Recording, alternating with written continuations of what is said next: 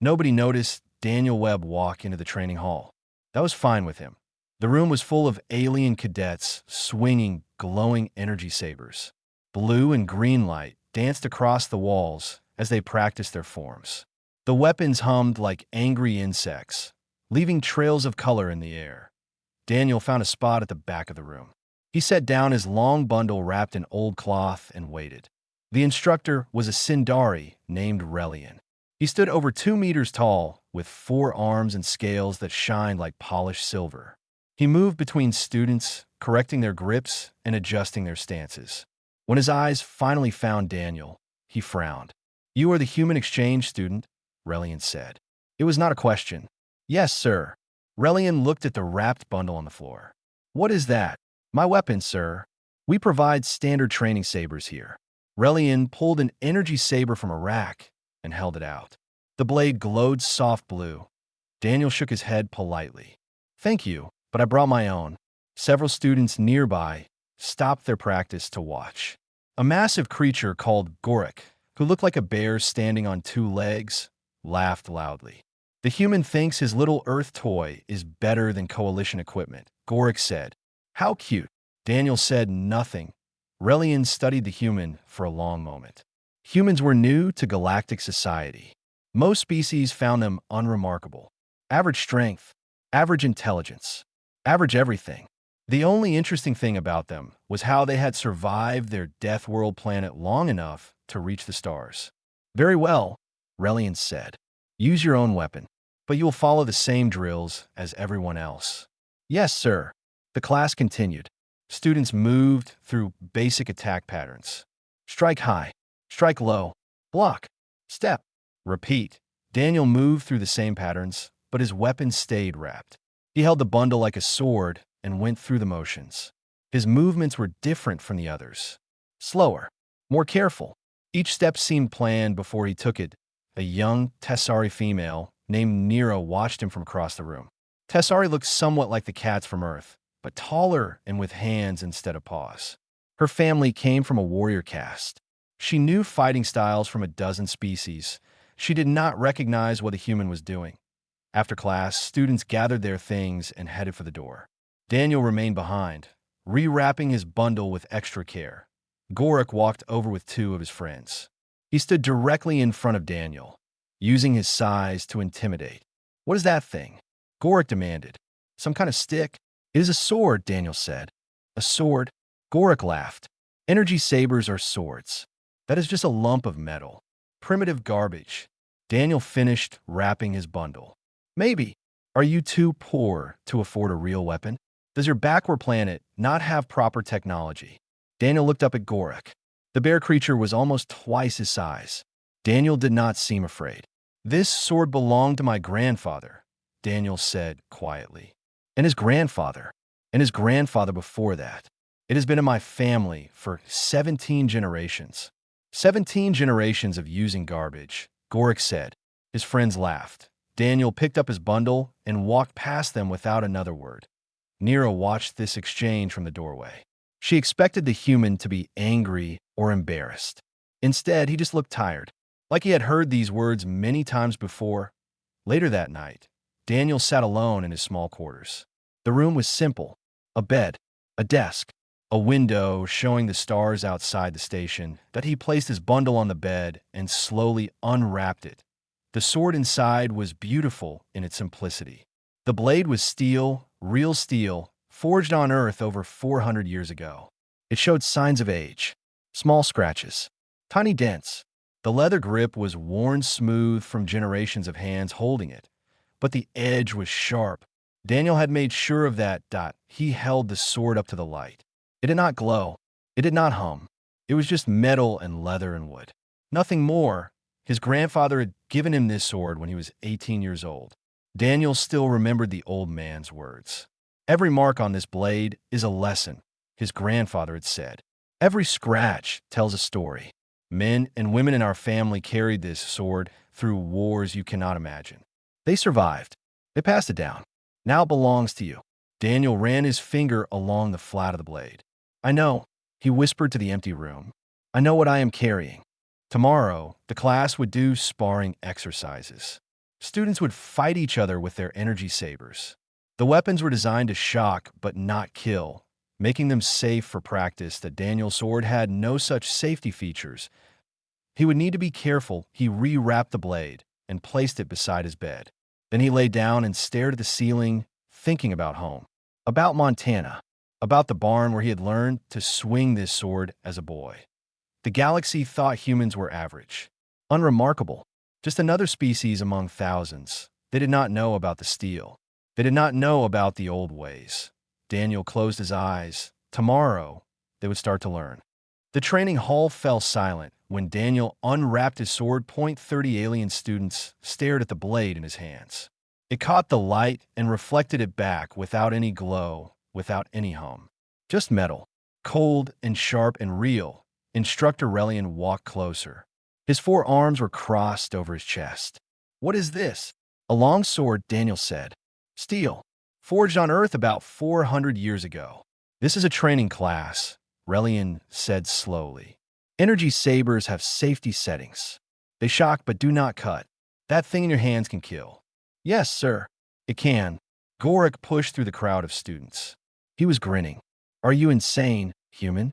You want to spar with a piece of sharp metal? Against energy sabers?" "I would like to, yes." Relian shook his head. "Absolutely not. I cannot allow it. Someone will be hurt." Daniel held his sword point down, relaxed.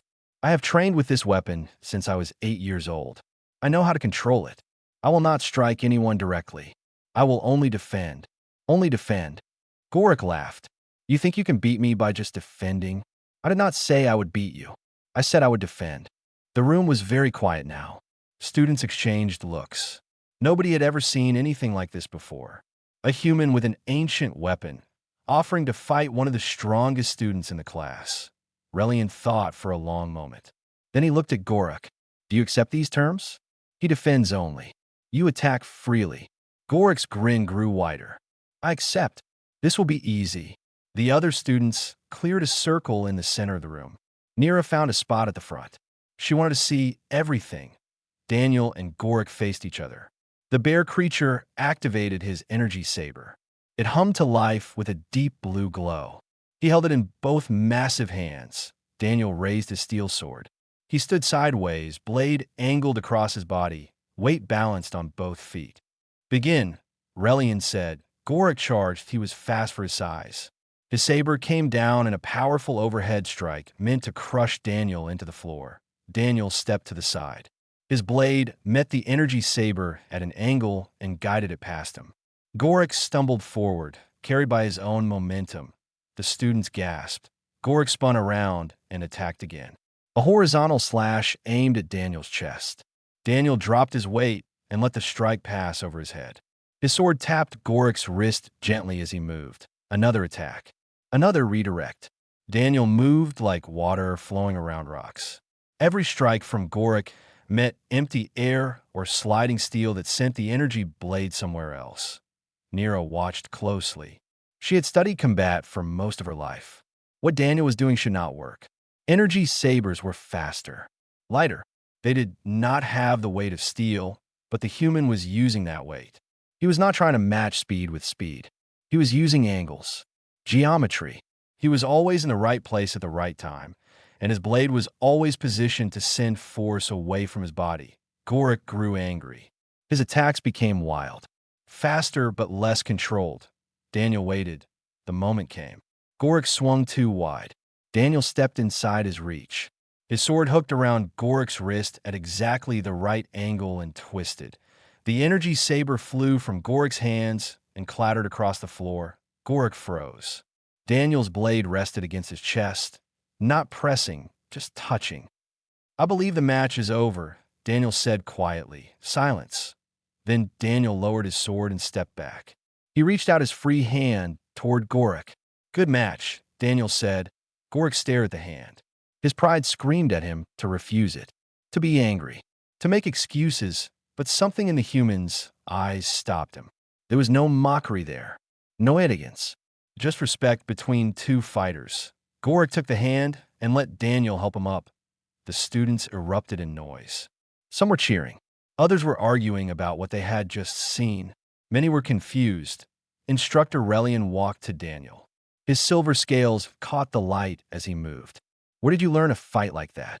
Relian asked. Daniel slid his sword back into its simple cloth wrapping. My grandfather taught me. He learned from his father. The knowledge goes back through my family for a very long time. That was not energy saber technique. No, sir. It is something older. Relian looked at the wrapped sword. How much older? Daniel thought about the question. Humans have been fighting with swords like this for over 1,000 years. We developed many styles and techniques. When energy sabers were invented, everyone else forgot their old ways. We did not. Why not? Daniel smiled slightly. My grandfather used to say that steel teaches you things that energy cannot. It has weight, consequence. When you make a mistake with steel, you bleed. That makes you learn faster. Relian was quiet for a moment. I would like to see more of this style. I would be happy to show you, sir. Across the room, Nira watched Daniel leave. She had 1,000 questions, and she intended to ask every single one. Nira found Daniel in the dining hall, eating alone at a corner table. She sat down across from him without asking permission. Tessari were direct like that. I have questions, she said. Daniel looked up from his food. Okay, your fighting style. I have studied combat from 12 different species. I did not recognize anything you did yesterday. That makes sense. Nira leaned forward. Energy sabers have been the standard weapon across the galaxy for over 300 years. Every species uses them. Every military trains with them. They are faster, lighter, and safer than any physical blade. So why do humans still practice with metal? Daniel pushed his food around his plate. Do you really want to know? I would not be sitting here if I did not. He was quiet for a moment. Then he put down his fork. When I was 8 years old, my grandfather took me to a barn behind our family house. It was old. Wooden walls. Dirt floor. Nothing special to look at. Nira listened without interrupting. He handed me a wooden stick and told me to swing it. I did. He corrected my grip, my stance, my balance. We did this every day for 2 years. Just a boy with a stick learning basic movements. 2 years with a stick. Yes. When I was 10, he finally let me hold the real sword. Not to swing it, just to hold it. He told me that this blade had been carried by our ancestors for 17 generations. That men and women in our family had used it in wars. Some of those wars decided the fate of nations. Daniel's voice grew softer. He said that every scratch on the blade was a lesson someone had learned. Every nick was a mistake that almost cost someone their life. When I held that sword, I was holding the collected wisdom of hundreds of years. Nira thought about her own warrior caste traditions. They had songs and ceremonies.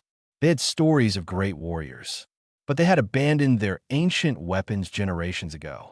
Progress had seemed more important than preservation. My grandfather told me something I never forgot, Daniel continued. He said that an energy saber lies to you. It tells you that fighting can be clean and safe. That violence has no weight. But steel tells you the truth. What truth? That every swing matters. That fighting has consequences. That if you make a mistake, someone bleeds. Daniel met her eyes. Steel keeps you honest. They sat in silence for a moment. The galaxy thinks this is primitive, Nira said finally. Holding on to old ways when new ways are better. Maybe it is primitive. But my family survived a lot of wars with that sword. It worked then. It still works now. You could fight with an energy saber. You clearly have the skill. Daniel nodded. I could. But when I hold that steel blade, I feel connected to everyone who held it before me. My grandfather, his mother, her father, going back and back through time. They are with me when I fight. Nira did not know what to say to that. Her culture valued ancestors, but not like this. Not as a physical weight in your hands. Would you teach me? She asked. Daniel looked surprised. Teach you what? The basic principles. The philosophy behind your movements. I may not be able to learn the sword itself, but I want to understand. He thought about this. Others have asked the same thing. After the match with Gorak, several students approached me. What did you tell them? That I would think about it. Nira pressed her point. Your tradition has survived because it was passed down. If you keep it only to yourself, it dies with you. Daniel was quiet for a long time. Finally, he smiled slightly. My grandfather would have liked you. He always said the same thing. So you will teach. I will try. But understand something first. This is not just about fighting. It is about carrying weight. The weight of history. The weight of responsibility. The weight of knowing what steel really means. Nira nodded seriously. I understand. No, you do not. Not yet. Daniel stood up from the table. But if you are willing to learn, I can show you. He walked away, leaving Nira alone with her thoughts. That evening, word spread through the academy. The human with the ancient sword was willing to teach. 7 students showed up to the empty training room Daniel had reserved. Nira was there. Gorak was there too, standing at the back, trying to look like he did not care. Daniel stood before them with his sword unwrapped. This is not about the weapon, he said. It is about respect. For your opponent. For yourself. For the people who taught you. He raised the blade. When you hold steel, you hold truth. There are no safety settings. No second chances. Only your skill and your discipline stand between you and disaster. He looked at each student in turn. I cannot give you my sword. I cannot give you my family's history. But I can give you the principles. The philosophy. What you do with them is up to you. He began to move through basic forms. Slow, deliberate, full of purpose. The students watched and tried to follow. And somewhere in the back of the room, an admiral's assistant recorded everything on a small device.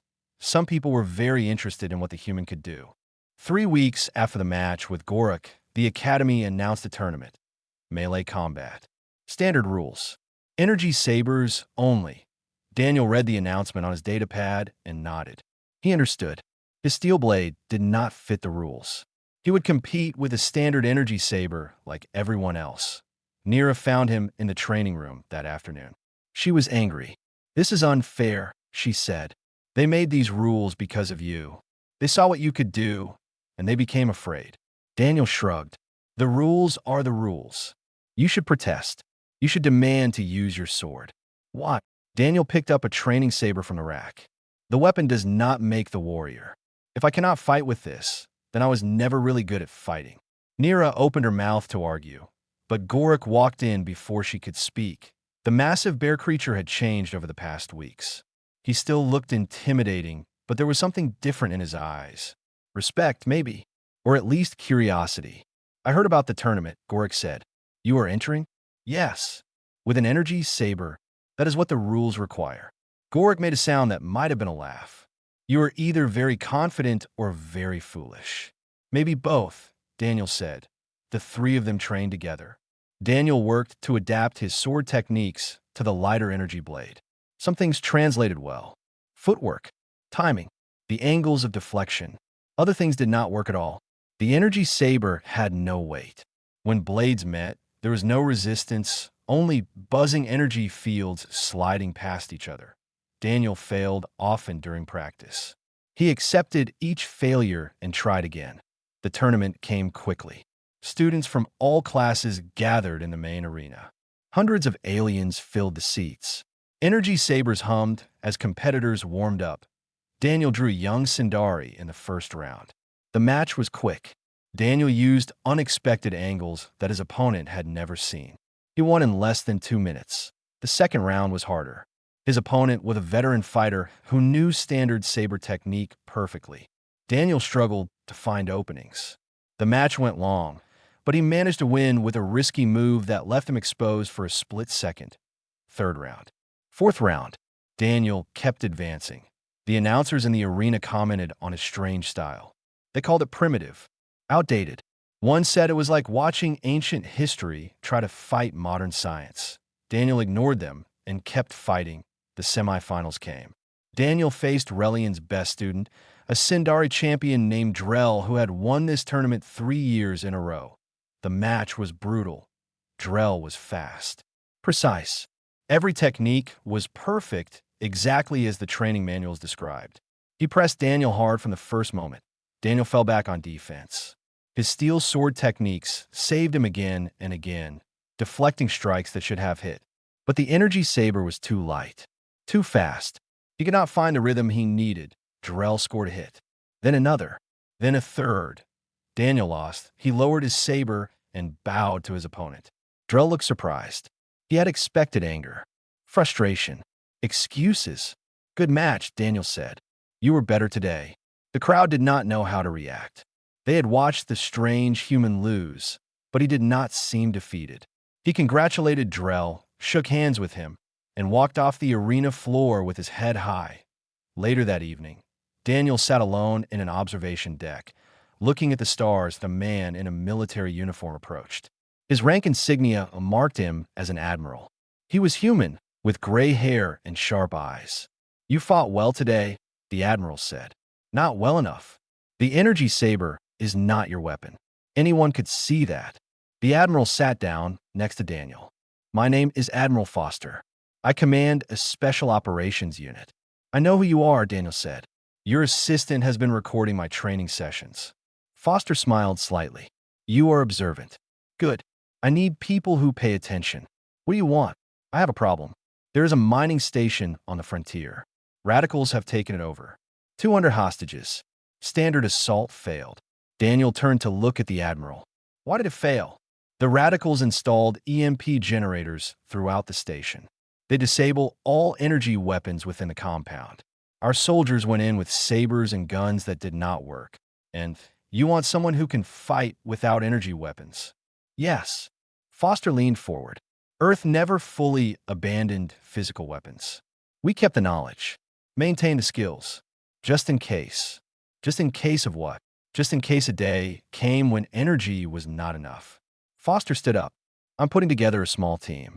Humans trained in old weapons. Your skills would be valuable. Daniel looked out at the stars again. He thought about his sword, about his grandfather, about the weight of steel in his hands. When do we leave? He asked. Foster smiled. Tomorrow morning. Get some rest. You will need it. The admiral walked away. Daniel stayed at the window for a long time, watching the stars and thinking about what was coming. His sword had been waiting for this. Maybe he had been waiting too. The shuttle was small and dark and smelled like oil. Daniel sat with his sword across his knees, feeling the metal through its cloth wrapping. Beside him sat two other humans, both soldiers from Earth Special Forces. Across from them sat Nira. She had not been invited. She had demanded to come. When Admiral Foster said no, she told him that she would follow anyway, so he might as well give her a seat. The admiral had laughed and agreed. 30 minutes to the station, the pilot announced point. One of the soldiers, a woman named Rodriguez, checked her weapon. It was a machete, long and heavy. The other soldier, a man named Park, carried a spear with a steel tip. Briefing one more time, Rodriguez said. EMP field covers the entire station interior. Nothing electronic works inside. No energy weapons. No shields. No power d'armor. Just steel, Park added. Like the old days. Daniel had read the mission files. The Radicals were a group called the True Path. They believed that galactic civilization had become corrupt.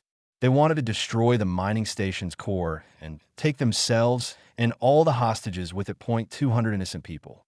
Workers. Engineers. Some with families waiting for them to come home. Entry point is the maintenance shaft on the station's lower section, Rodriguez continued. We move fast. We move quiet. Primary goal is the hostages. Secondary goal is stopping them from reaching the core controls. Nira checked her own weapon. She had borrowed a short sword from the Academy's historical collection. It was not as old as Daniel's blade, but it was real steel. I have never killed anyone, she said quietly. Daniel looked at her. Neither had I, until today. You sound certain it will happen. It will. Daniel's voice was flat. These people will not surrender. They believe they're saving the galaxy by dying. We cannot talk them down. We cannot arrest them. The only way to save the hostages is to go through the radicals. Nero was silent. You can still stay on the shuttle, Daniel said. No one will think less of you. No. She gripped her sword tighter. I need to see. I need to understand what your traditions really mean. The shuttle docked with a quiet thump. The team moved into the maintenance shaft. It was cramped and dark. Emergency lights provided just enough glow to see. Rodriguez led. Park followed. Daniel came third. Nira brought up the rear. They moved through the station like ghosts. The EMP field hummed all around them, invisible but present. Daniel felt it like pressure in his teeth. the first radical appeared around corner. He carried an energy pistol that was useless in the field. He saw Rodriguez and tried to run. She was faster. Daniel watched the man fall. He felt nothing. There was no time for feeling. They pushed deeper into the station. More radicals. More fighting. Daniel's sword sang through the air, and he discovered something about himself. He was afraid. Every time he raised his blade, he was afraid. But fear did not stop him. His grandfather's training took over. Muscle memory. Instinct. Years of practice with wooden sticks and steel blades that a radical came at him with a metal pipe. Daniel deflected it and ended the fight with one clean stroke. Another attack from behind. Daniel turned and blocked and struck that he did not think about what he was doing. He could not afford to think. Nira fought beside him. She was good. Fast. Her warrior caste training showed in every movement. But when she made her first kill, she froze for a moment. Just a moment that a radical with a knife came at her while she stood frozen. Daniel stepped between them. His sword moved. The radical fell. Move, Daniel said. Keep moving. They found the hostages in a large cargo bay. 80 radicals guarded them. The team was outnumbered 20-1. We need a distraction, Rodriguez said. I will provide one, Daniel said. He unwrapped his sword fully and stepped into the light. The radicals saw him. One human with a steel sword against 80 of them. Come and get me, Daniel said. They charged. Daniel became something else. Something his grandfather had told him about, but he had never believed. The sword moved on its own. His body followed. He was not fighting. He was dancing. Each movement flowed into the next without pause or thought that he could not beat 80 enemies. He knew that, but he did not need to beat them. He only needed to hold them long enough. Rodriguez, Park, and Nira hit the radicals from the side. The battle became chaos. Screaming. Steel on metal. Bodies falling. Daniel took a cut to his arm. He ignored it. Another to his leg. He kept fighting. The hostages ran for the exit. That was what mattered. That was all that mattered. When it was over, Daniel stood among the fallen. His sword dripped red. His body ached in a dozen places. Nira found him leaning against a wall, breathing hard. You saved me, she said. You would have done the same. That is not what I mean. She looked at the bodies around them. I understand now. About weight. About steel. About truth. Daniel said nothing. Later, on the shuttle back to the academy, Daniel sat alone.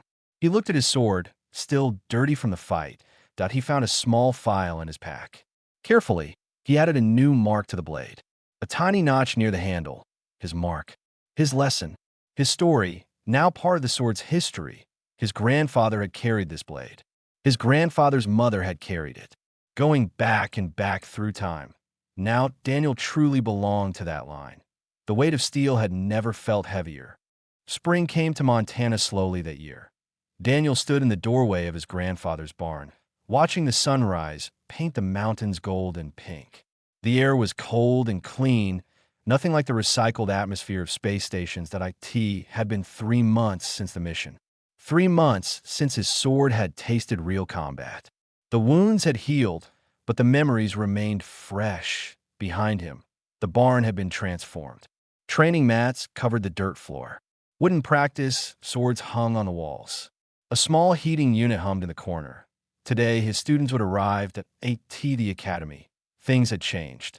Instructor Relian had personally requested Daniel as a guest instructor. A new section had been added to the training program.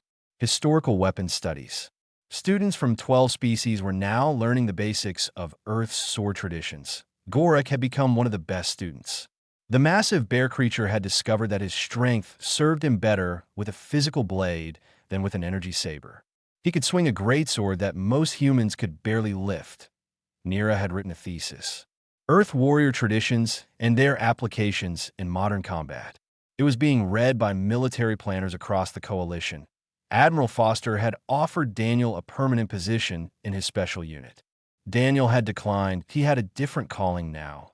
The sound of a shuttle broke the morning quiet. Daniel watched it descend into the field behind the barn. The door opened, and figures began climbing out. 12 of them. Aliens and humans together. They carried bags and wore nervous expressions. Nira was first to reach him. She had recovered fully from the mission. The scars on her arms had faded, but something in her eyes had changed forever.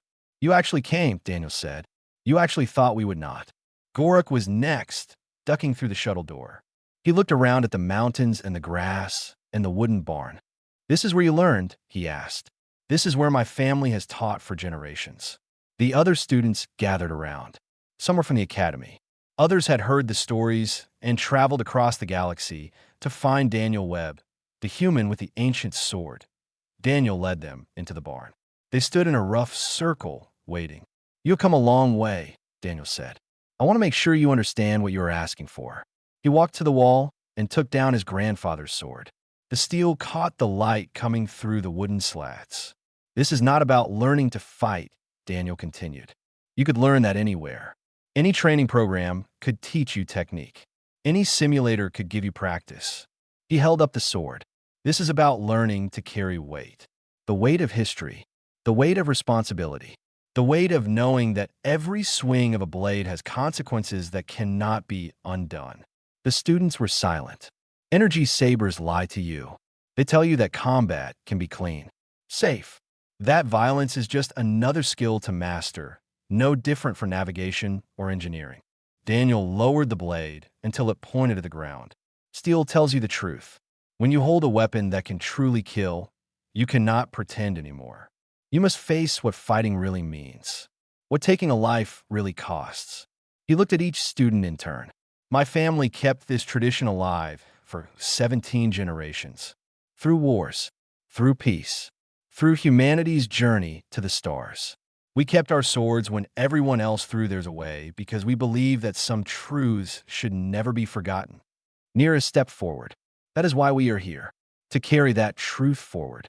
Daniel nodded slowly. "Then let us begin." He handed each student a wooden practice sword, the same kind his grandfather had given him when he was 8 years old. "We start with basic movements. You will do these movements every day for months before you touch real steel. By the time you hold a true blade, you will understand what you are holding." The training began. Days turned to weeks. Weeks turned to months. Students came and went. Some could not handle the difficulty. Others discovered a calling they never knew they had. Daniel taught them all, patiently, carefully, the way his grandfather had taught him. One evening, as the sun set behind the mountains, Daniel hung his sword on the wall where his grandfather used to keep it. Beside it was a small plaque with names carved into the wood. Everyone who had ever carried this blade. Daniel added his own name to the list. Then he took down a second sword. Shorter, also old, also family. This one had belonged to his grandmother. She had been a fierce woman who taught alongside her husband for 50 years. This blade would be his teaching sword now. Outside, the stars were coming out. Cargo ships crossed the sky, traveling between worlds. The galaxy was vast and full of species who had forgotten the old ways. But not everyone had forgotten that, in a barn in Montana, a human was teaching aliens how to hold steel, how to move with purpose, how to carry the weight of truth. The galaxy was starting to remember.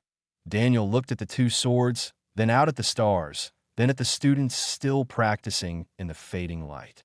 "Well, grandfather," he said softly, "I think you would be proud." The wind carried his words away, but somehow Daniel felt an answer. In a galaxy of light and energy, humanity had remembered the weight of iron, and the universe was learning why that mattered.